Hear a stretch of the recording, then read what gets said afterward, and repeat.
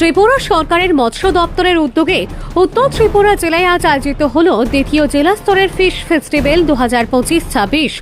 মঙ্গলবার দুপুর আনুমানিক 1টা নাগাদ কাঞ্চনপুরের আইএসবিটি গ্রাউন্ডে বর্ণাঢ্য অনুষ্ঠানের মধ্য দিয়ে উৎসবের শুভ উদ্বোধন করা হয়। অনুষ্ঠানে প্রধান অতিথি ও উদ্বোধক হিসেবে উপস্থিত ছিলেন ত্রিপুরা সরকারের মাননীয় মৎস্য এআরডি ও এসসি কল্যাণ দপ্তরের মন্ত্রী শ্রী সুধাংশু দাস। বিশেষ অতিথি হিসেবে উপস্থিত ছিলেন উত্তর ত্রিপুরা জেলা পরিষদের সভাধিপতি শ্রীমতী অপর্ণা নাথ।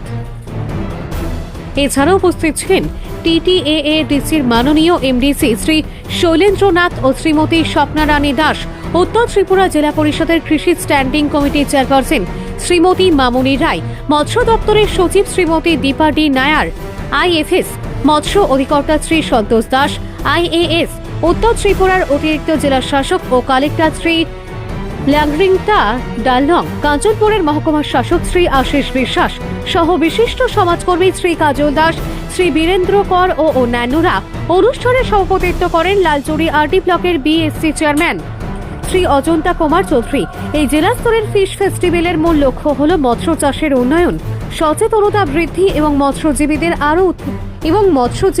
আরও উৎসাহিত করা। অনুষ্ঠানে সর্বস্তরের মানুষের উল্লেখযোগ্য উপস্থিতি লক্ষ্য করা যায়।